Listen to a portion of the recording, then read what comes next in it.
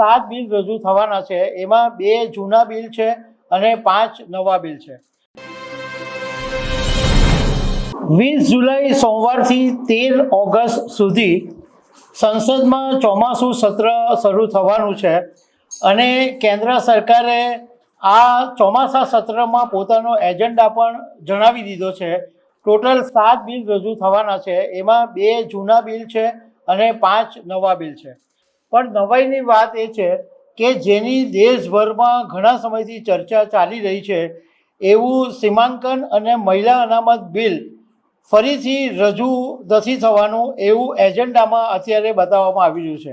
ત્યારે સવાલ એ ઊભો થાય છે કે શું સરકાર 2/3 બહુમતી નહીં મેળવી શકી એટલા માટે આ એજન્ડામાં બિલ નથી મૂક્યું, અથવા જે રીતના ભાજપ સરકાર ચોંકાવવા માટે જાણીતી છે એવી રીતના ચોમાસા સત્રમાં પણ કંઈક નવું કરીને ચોંકાવશે?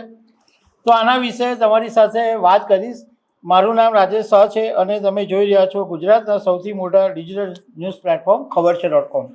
ગયા વખતે 16થી 18 એપ્રિલ વચ્ચે જ્યારે સીમાંકન અને મહિલા અનામત બિલ કેન્દ્ર સરકારે રજૂ કરેલું ત્યારે 2/3 બહુમતી મળી નહોતી, એટલે એ બિલ રિજેક્ટ કરવું પડ્યું હતું।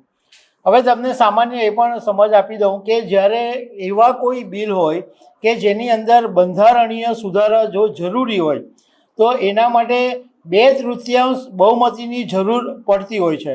બાકી એ સિવાયના જે બિલો હોય છે એમાં સામાન્ય બહુમતીથી કામ પતી જતું હોય છે। ઘણા સમયથી એવી ચર્ચા છે કે સરકાર 2/3 બહુમતી મેળવવા માટે પ્રયાસ કરી રહી છે।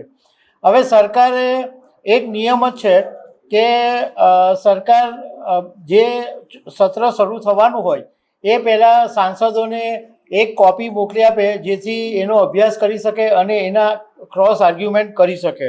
હવે સવાલ એ ઊભો થાય કે જો આ સીમાંકન બિલ એજન્ડામાં નથી તો જ્યારે સત્ર ચાલુ થાય ત્યારે એ વચ્ચે આ સીમાંકન બિલ કે મહિલા અનામત બિલ લાવી શકાશે?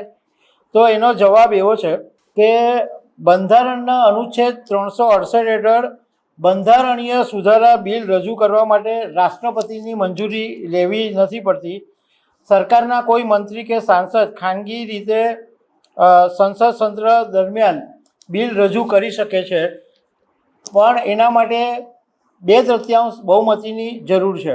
હવે લોકસભામાં ટોટલ 543 બેઠકો છે અને એમાં 2/3 ગણીએ તો 362 થાય છે।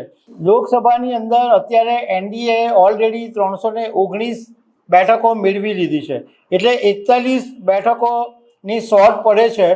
પણ એના માટે સરકારનો પ્લાન છે જ કે ડીએમકેના 22ની સાથે વાત ચાલે છે, એનસીપી શરદ પવારના 8 છે, જે ઝારખંડ મુક્તિ મોરચાના 3 છે।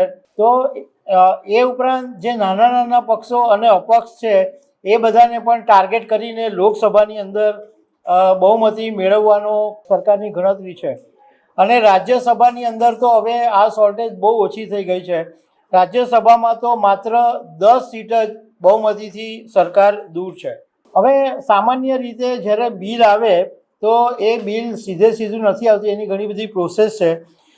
પહેલાં તો સંબંધિત મંત્રાલય હોય એ બિલ તૈયાર કરે, એ પછી કેન્દ્ર સરકારનું જે કેબિનેટ હોય એ મંજૂરી આપે, એ પછી લોકસભા અને રાજ્યસભાના સચિવોને બિલ મોકલવામાં આવે અને જ્યારે બિલ રજૂ કરવાનું હોય ત્યારે લિસ્ટ બિઝનેસમાં એને સામેલ કરવામાં આવે। એટલે ચોમાસું સત્ર 20 જુલાઈથી 13 ઓગસ્ટ સુધી છે, એટલે ખબર પડશે કે સરકાર સીમાંકન બિલ અને મહિલા અનામત બિલ રજૂ કરે છે કે નહીં, કારણ કે આ ભાજપ અને દેશભર માટે બહુ જ મોટો ચર્ચાનો વિષય છે। તો દર્શક મિત્રો, આવા અનેક અપડેટ સાથે મળતા રહીશું। આભાર।